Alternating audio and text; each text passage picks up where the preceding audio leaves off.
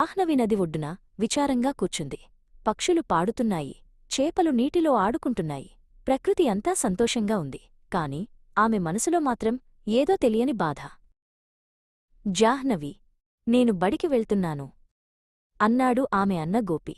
కొత్త బట్టలు వేసుకుని, భుజానికి సంచి తగిలించుకుని వాడు వెళుతుంటే జాహ్నవికి కళ్లల్లో నీళ్లు తిరిగాయి. గోపి కనుమరుగవగానే జాహ్నవి నదితో మాట్లాడటం మొదలుపెట్టింది. గంగా, నాకు చదువుకోవాలని ఉంది. పుస్తకాల్లో ఏముందో తెలుసుకోవాలని ఉంది అని తన బాధను చెప్పుకుంది. అప్పుడు నది నుండి ఒక సన్నని గొంతు వినిపించింది. విచారించకు, చిన్నారి. ఆశను వదులుకోకు అంది ఆ గొంతు. జాహ్నవి ఆశ్చర్యంగా చుట్టూ చూసింది. నిజమైన జ్ఞానం పుస్తకాలలోనే కాదు, ప్రకృతిలో కూడా ఉంది. నీ చుట్టూ ఉన్న ప్రపంచాన్ని గమనించు అని నది చెప్పింది. ఈ ఒడ్డున ఉన్న గులకరాళ్ల మధ్య ఒక ప్రత్యేకమైన రాయి ఉంది. దానిని విద్యామణి అంటారు. అది నీకు దారి చూపుతుంది అని గంగ రహస్యంగా చెప్పింది. జాహ్నవి వెతకగా ఒక నున్నటి అందమైన రాయి కనిపించింది. దానినుండి ఒక మెత్తని కాంతి వస్తోంది. దాని చేతిలోకి తీసుకున్నప్పుడు ఆమెకు చాలా ఆశ్చర్యంగా అనిపించింది. పరుగెత్తుకుంటూ ఇంటికి వెళ్ళి జాహ్నవి ఆ రాయిని వాళ్ల అమ్మ లక్ష్మికి చూపించింది. అమ్మ నవ్వి, అద్భుత రాళ్ళు సమస్యలను తీర్చవు, కష్టపడి పనిచేయడమే నిజమైన మార్గం అని చెప్పింది. అమ్మ మాటలకు జాహ్నవి కొంచెం నిరాశపడింది. కాని రాయిని పట్టుకోగానే ప్రకృతిని గమనించమన్న నదిమాటలు గుర్తుకొచ్చాయి. వాళ్ల పెరట్లోని రంగురంగుల పూలను చూసి ఆమెకు ఒక ఆలోచన వచ్చింది.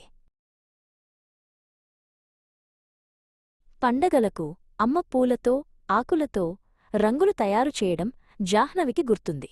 తను కూడా అలాంటి సహజ రంగులను తయారుచేసి అమ్మాలని నిర్ణయించుకుంది. ఆ తర్వాత కొన్ని రోజులు జాహ్నవి నది ఒడ్డున రకరకాల పూలు, ఆకులు, వేర్లు సేకరించింది. తనకు ఎక్కడ మంచి రంగులు దొరుకుతాయో గంగే దారి చూపుతున్నట్లు అనిపించింది. అమ్మ సహాయంతో వాటిని నూరి అందమైన, ప్రకాశవంతమైన రంగుల పొడులు, ముద్దలు తయారుచేసింది.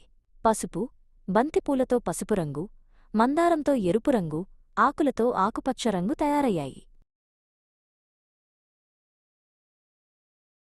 తన రంగులను తీసుకుని జాహ్నవి గ్రామ సంతకు వెళ్ళింది. ఆమె చాలా భయపడింది. అక్కడ శారదమ్మ అనే ఒక దయగల ముసలావిడ ఆమెను చూసి తన దుకాణం పక్కన కొంచెం చోటు ఇచ్చి ప్రోత్సహించింది. ఆ సహజమైన రంగులను చూసి ప్రజలు చాలా ఇష్టపడ్డారు. అలంకరణలకు, బట్టలకు వాటిని కొనుక్కున్నారు. తన మొదటి సంపాదన చూసి జాహ్నవి చాలా సంతోషపడింది. రోజూ ఆమె తన రంగులను అమ్మింది. సంపాదించిన ప్రతి నాణేన్ని ఒక చిన్న మట్టికుండలో దాచుకుంది. ఆమె తండ్రి రామయ్య కూతురి కష్టాన్ని చూసి నిశ్శబ్దంగా గర్వపడ్డాడు.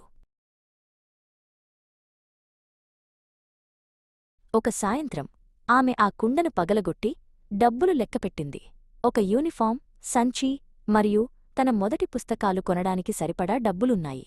ఆమె పట్టుదలను చూసి తల్లిదండ్రుల కళ్లల్లో నీళ్లు తిరిగాయి. ఆమె తండ్రి ఆమె చేతిని పట్టుకుని, నా తల్లి, నీ చదువుకోవాలనే కోరిక ఏ కష్టం కన్నా పెద్దది. నువ్వు రేపే బడికి వెళ్తావు అన్నాడు. మరుసటి రోజు ఉదయం జాహ్నవి కొత్త యూనిఫాం వేసుకుని, కొత్త పుస్తకం పట్టుకుని బడికి సిద్ధమైంది. ఆమె చాలా ప్రకాశవంతంగా, సంతోషంగా కనిపించింది. బడికి వెళ్లే ముందు ఆమె నదికి కృతజ్ఞతలు చెప్పడానికి పరుగెత్తింది. చేతిలో ఉన్న విద్యామణి ఇప్పుడు వెచ్చగా మెరుస్తోంది. ధన్యవాదాలు, గంగా అని ఆమె మెల్లగా అంది.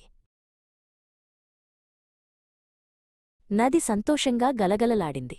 జాహ్నవి బడివైపు నడుస్తుంటే తన విద్యాప్రయాణం ఇప్పుడే మొదలైందని, ప్రకృతే తన మొదటి గొప్ప గురువు అని ఆమెకు అనిపించింది.